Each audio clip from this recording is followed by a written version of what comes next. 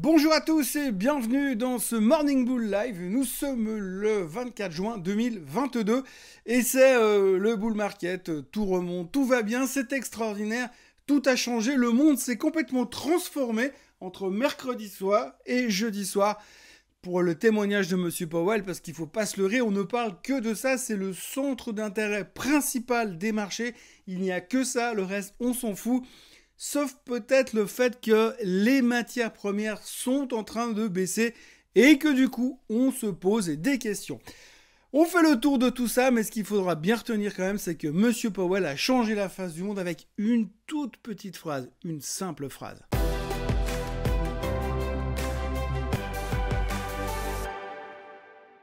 Donc on sait, depuis mercredi soir, que la Fed n'a pas pour mission de mettre l'économie en récession. Ça, on est d'accord. On sait depuis mercredi soir que la Fed a l'intention de monter les taux pour freiner l'inflation, mais pas pour mettre l'économie en récession. Ils n'ont aucune volonté de mal faire. Ça, on est bien d'accord, on est au courant de ça depuis mercredi soir.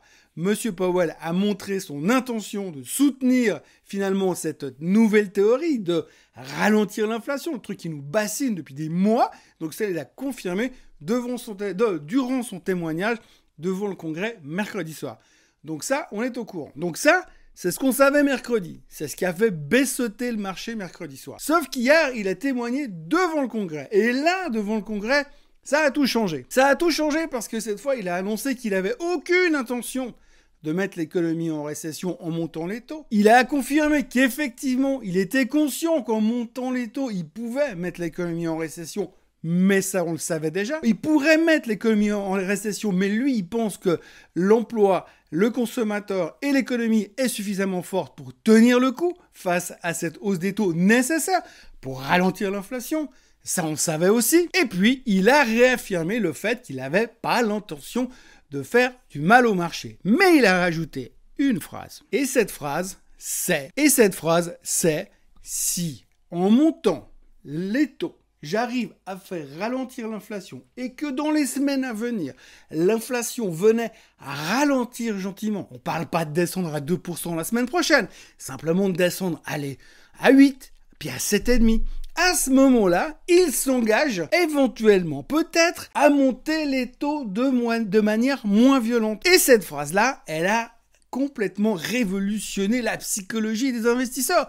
C'est une transformation majeure. On se rend compte que finalement, le mec, il est vraiment en train d'utiliser la théorie qu'il a promis. Il va monter les taux, et puis quand tout d'un coup les taux seront en train de monter, et puis que directement l'inflation va commencer à descendre, eh bien il va peut-être arrêter de monter les taux, ou les monter moins fort, pour trouver l'équilibre. Et son but, à lui, c'est pas de monter les taux à 17% et d'envoyer l'économie en récession. Et ça, il l'a répété hier. Et en répétant cette information hier, eh bien tout d'un coup, les marchés se sont dit « Ah, mais peut-être que finalement, Monsieur Powell, c'est un dieu descendu sur Terre pour nous aider. » Donc du coup, le marché est remonté et tout va bien. Dans le meilleur des mondes, on sent comme une espèce de vague de soulagement, comme si on avait besoin de nous répéter 15 fois les trucs pour qu'on les comprenne. Et c'est ce qui s'est passé finalement. Il nous a répété exactement la même chose que mercredi, à quelques détails près. Et finalement, avec les mêmes informations, on arrive à voir deux comportements différents. Si ça, c'est pas un marché bipolaire, je sais pas ce que c'est. Donc voilà, ce matin, j'ai tout bien regardé les informations partout. On ne parle que, ou pratiquement que, de ce que M. Powell a dit et de l'interprétation qu'on en fait. Et à partir de là, on semble à peu près rassuré pour la suite des événements. Pour l'instant, bien sûr. Alors on a plein d'articles intéressants qui nous disent où sont les supports, où est-ce qu'on va s'arrêter si on devait baisser, où est-ce que le rebond pourrait s'arrêter. Et tant qu'on va pas au-dessus des 3008 sur le S&P 500, eh bien il faut pas s'attendre à que ça rebondisse définitivement. Par contre, si on casse les 3800 sur le S&P 500, à ce moment-là, on pourra avoir une accélération. C'est vraiment la transition à 3799. On a un risque de redescendre à 3800. C'est le début du bull market et probablement que le S&P 500 va à 6000. Tout ça pour vous dire que ce marché est complètement con en ce moment. On est vraiment complètement bipolaire. On a vraiment une capacité de tourner la veste de plus en plus vite, de prendre des décisions tranchées de plus en plus violemment et d'écouter finalement un mot, une personne, un témoignage qui pourrait tout d'un coup nous faire complètement changer d'horizon. Donc on ne va pas s'éterniser plus longtemps, le marché remonte, les futurs sont en hausse de 0,8% depuis ce matin. Pourquoi? Eh bien, le thème de la journée qu'on va utiliser, en plus de la petite phrase de M. Powell qui dit que si l'inflation venait à ralentir, eh bien, peut-être qu'il monterait moins les taux. Eh bien, l'autre chose qu'on regarde aujourd'hui, c'est que les matières premières sont en train de baisser. Et si les matières premières baissent, eh bien, forcément, ça va être moins cher. Et si c'est moins cher, il y a moins d'inflation. Et s'il y a moins d'inflation, eh bien, qu'est-ce qu'il va faire, M. Powell? Eh bien, il va arrêter de monter les taux aussi fort. Donc c'est génial, tout va bien, tout se met en place, tout est formidable. D'ailleurs, ce matin, il y a même l'analyste, le stratégiste de JP Morgan qui vient nous dire que lui, selon lui, on va avoir un deuxième semestre absolument merveilleux, le paradis sur Terre. Pourquoi? Eh bien parce que l'inflation va baisser de la moitié de là où elle est, donc on va revenir sur des niveaux de 4, 4,5 d'inflation, donc ce sera génial. On va voir que l'effet des taux a fonctionné, et surtout cet analyste-là, il s'attend en plus que la guerre en Ukraine cesse dans la deuxième partie de l'année. Pourquoi? Parce que les Russes, ils vont se rendre compte que ça leur coûte un pognon de fou. Ça arrangerait bien les Allemands d'ailleurs, parce que sans le gaz allemand, ils sont en train de devoir se chauffer au charbon, et puis c'est moyennement EIG pour l'instant. Donc du coup, on se dit qu'on va avoir une deuxième partie d'année absolument formidable, et ce que je trouve fantastique, c'est que déjà, les analystes, les stratégistes, les économistes, ils ont de la peine à donner des targets et à être juste sur ce qui se passe dans l'économie, mais en plus, maintenant, les gars, ils savent ce qui va se passer au niveau militaire, au niveau stratégie, au niveau géopolitique entre Poutine et l'Ukraine. Donc là, je crois qu'on est en train de rentrer dans un nouveau monde où finalement, on est beaucoup plus fort que ce qu'on ne l'était avant. Donc les matières premières sont en train de baisser, on ne sait pas trop pourquoi, mais le blé est en train de ralentir, le pétrole est revenu sur les 104, on parle déjà d'aller voir le pétrole à 100 $, on dit que c'est le dernier support qui tiendrait encore le baril. Je rappelle quand même qu'il y a 10 jours, on parlait de pétrole à 180, mais là, du coup, on parle de pétrole en dessous des 100 $. Donc tout est en train de se calmer, tout est en train de revenir à la normale. En tout cas, c'est l'impression que ça donne. Et tout ça en 24 heures. Avec les mêmes informations qu'on avait avant, on est en train déjà de changer de stratégie. Alors peut-être qu'on aura déjà rechangé de stratégie lundi matin, mais enfin pour l'instant, c'est vraiment le Muppet Show. Donc ce matin, ce qu'il faut retenir, c'est que, eh bien, finalement, l'Asie est en hausse, le pétrole est à 104, l'or est à 1826, le bitcoin est à 21 000 $. Ça remonte parce que le patron de Binance a annoncé cette nuit que selon lui, il était plus que probable que le sell-off sur les crypto-monnaies était terminé dorénavant. Donc voilà, les mecs qui commencent aussi à faire des projections, même les experts en crypto-monnaie deviennent des experts financiers et stratégiques qui donnent des targets sur la suite. Donc on a visiblement terminé la fin du sell-off selon le patron de Binance.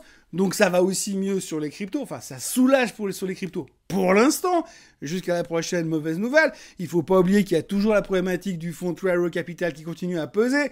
On a une autre boîte qui est aussi exposée dans cette histoire-là, donc tout le monde est en train de se poser des questions, mais pour l'instant, comme le patron de Binance rassure, ça rassure en général. Monsieur Elon Musk n'a pas parlé depuis 24 heures, il n'a pas donné d'informations, il n'a toujours pas racheté Twitter. On parle beaucoup de sa fille qui change de nom, qui n'était pas sa fille, mais qui est son fils avant. Bref, tout ça, toute une histoire, ça continue, mais rien de spécial. Il n'a pas donné d'informations sur ce qu'il pensait de la récession ou du rebond ou du fait que monsieur Jérôme Powell a dit des choses intéressantes hier. Enfin bref, Musk n'a pas parlé. Et puis on notera aussi que l'Allemagne repasse au charbon, que l'Allemagne refuse les voitures thermiques à l'horizon 2035. On voit que l'Allemagne est à fond dans l'écologie en ce moment. On notera aujourd'hui qu'il n'y aura pas de troisième discours de M. Powell cet après-midi pour nous dire la même chose qu'il nous a dit déjà depuis 3 jours. Et on notera globalement que le ciel est plus bleu, que les oiseaux chantent mieux ce matin, que tout le monde a l'air relativement content. Et on a l'impression qu'il y a un poids qui s'est enlevé de nos épaules depuis hier soir, depuis que M. Powell nous a dit que si l'inflation venait à ralentir, il monterait moins les taux. Il n'a pas dit qu'il arrêterait de les monter, il a dit qu'il les monterait moins et qu'il allait s'ajuster au fur et à mesure. Et là, depuis ça, je ne sais pas ce qui s'est passé, mais on a comme l'impression qu'on est soulagé. Alors, je ne suis pas sûr que ça va durer. Je ne suis pas sûr que ça va durer parce qu'on a quand même globalement la mémoire d'un poisson rouge depuis des mois et des mois. J'ai pas l'impression que ça s'améliore. Mais en tous les cas, si vous regardez les médias ce matin et que vous en faites l'interprétation, on ne parle que de M. Powell, que de ce qu'il a dit et que de ce qu'il faut finalement interpréter de ce qui a été dit. Et pour être franc, on n'est pas plus avancé qu'avant. Je crois en fait que cette semaine, elle doit se terminer. Ça tombe bien parce qu'on est vendredi, mais je crois qu'on est vraiment fatigué et puis qu'on a vraiment eu beaucoup de choses à interpréter et que finalement, eh bien, on ne sait pas trop ce qu'il faut en faire. Mais je suis vraiment, et je tiens à le répéter encore maintenant, choqué par le fait qu'on a été capable de, avec les mêmes informations, de prendre 2 décisions différentes entre mercredi et jeudi. Par contre, ce qu'il faut retenir, c'est que finalement, ça reste de la finance, donc ça reste un très très grand classique. Notre capacité à changer d'avis comme de chemise sans avoir rien de neuf, eh bien c'est en train de devenir visiblement un sport national. Et si on arrive à continuer dans cette direction, il y a bien une des chances qu'on soit champion du monde de quelque chose quelque part un jour. Voilà, c'est donc vendredi. Ce soir, c'est le week-end. On va faire une pause dans le monde merveilleux de la finance. Tout à l'heure, je reviendrai avec la version suisse, la version Swiss Bliss.